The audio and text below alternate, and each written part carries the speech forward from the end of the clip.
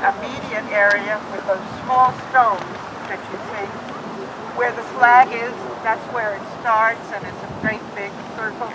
And 5 Bossy brothers are buried here. His oldest brother died in 1896, which was before Bossy died in 1922. So his oldest brother is buried in Oak Hill Cemetery, but all the rest of the brothers are buried here. Okay. And their wives, and unfortunately, you have to have the last name Bossy to be buried here. So when the women who were married are buried with their husbands somewhere else.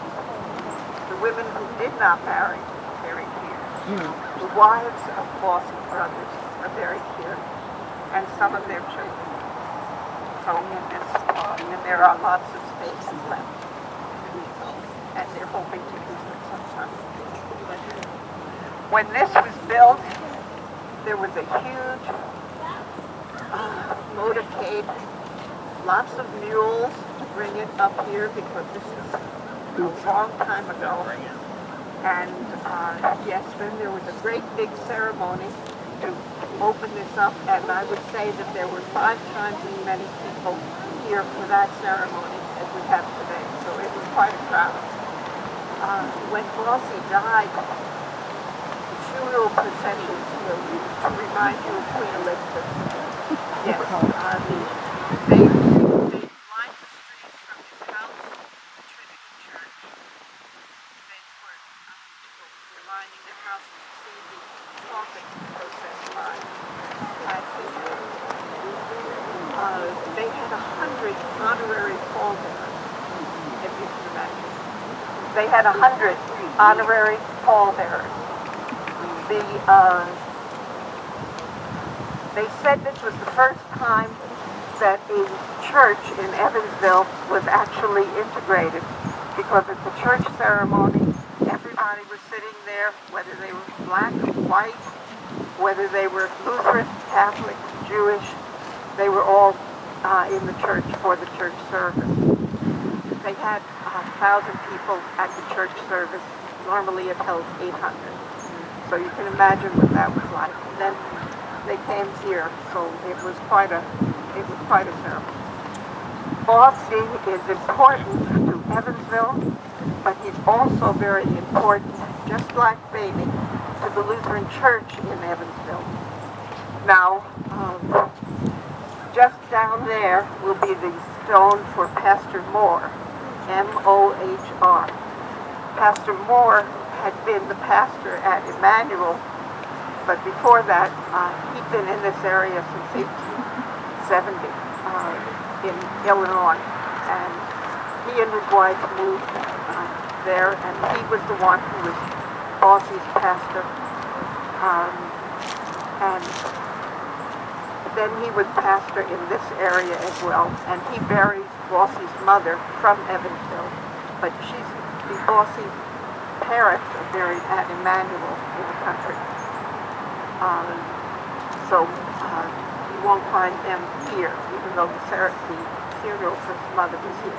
She died in 1915. Bossy died in 1922, and that's the same time as Pastor Frank. And you can see Pastor Frank's stone right over there. Pastor Frank is the second pastor at Trinity Lutheran Church. He comes in 1893. He's very important in the Lutheran Church Missouri Synod because he's the one who started the Lutheran Witness, which was an English language newspaper. He ran that out of his house for a number of years, and then eventually the Missouri Synod picked it up, and it became the official magazine for the Missouri Synod. Up until that time, everything was in German, everything. And there were a lot of people who said you shouldn't be doing English, but Pastor Frank said nonsense, and so he started it. But he was also a very well-loved pastor here.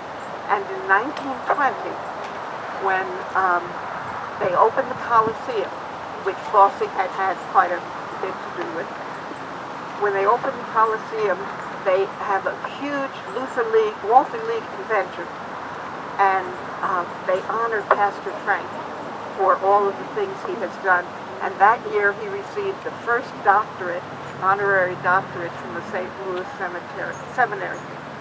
I get those words mixed up all the time, but the St. Louis Seminary. So that was quite an honor at that time. Pastor Frank is part of Evansville history and part of its sad history. He lost 3 children in the flu epidemic. And the flu epidemic hit people very hard in Evansville. He lost a daughter and a son in Evansville, and they are both buried here. His daughter had been a teacher at the Lutheran school, and he lost a son in Kansas, and his son is buried down there. His son was also a pastor, and he died at a very young age in the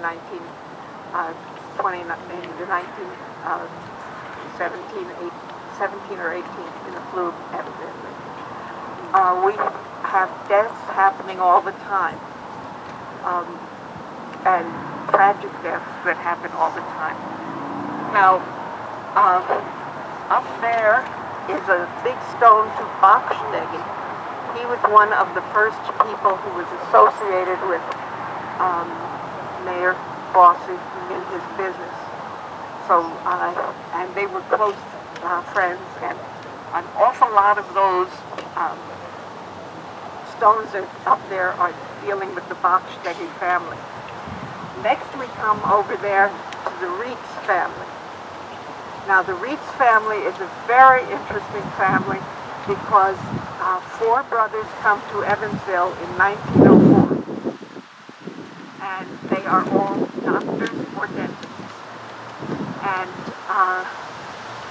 they start practicing here, and one of them then is the father of Esther Reitz, who was a member of Trinity, whom I was privileged to know.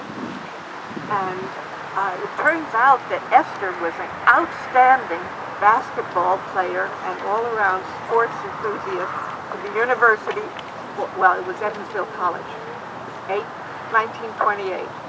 Of course, very shortly after that, the state of Indiana closed down women's sports. But at this time, it was a big thing. And so she was known for that. She married, her father was a doctor, and he was a doctor in the house on Virginia Street and First Avenue. It's still there. Very beautiful house on Virginia Street and First Avenue. She lived in that house all her married life, first through her married life, and then finally had to go to a nursing home with her daughter when in old age. But she married a doctor, Dr. Logan, and Dr. Logan, among other things, was a surgeon, and he was one who rescued Walter Bishop. Walter Bishop was a very prominent banker who was caught in a robbery. He was attacked, and both his arms were injured in the robbery, and all the other doctors said that they should amputate. Dr. Logan operated instead, and Walter had the use of both his arms for the rest of his life. Walter was a very active member of Trinity. He was president of the Lutheran Club. He was very active in banking circles, and he used to go, he was a consultant for many colleges in terms of teaching academic courses as well. So this was part of the interesting stuff.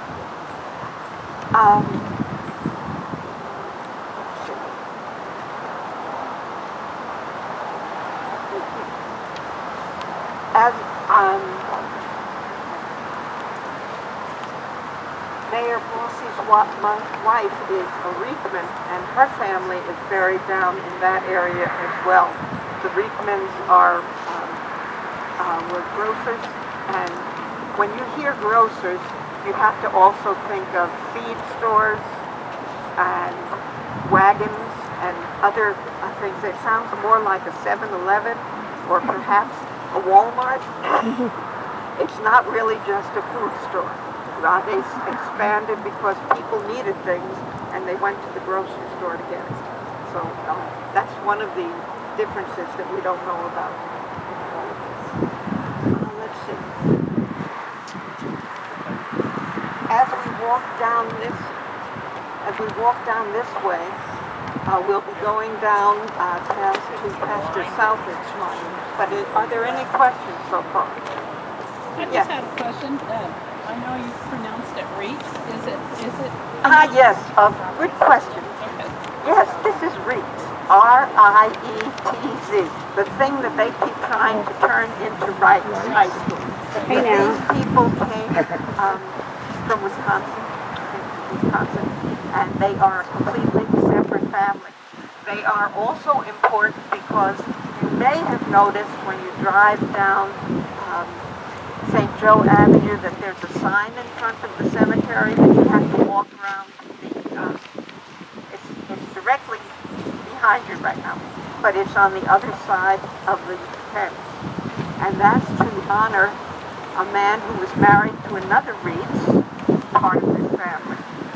The Dr. Woods, who was a founder of the International Lions Club. So that's who he is, and he's buried down there as we get down to the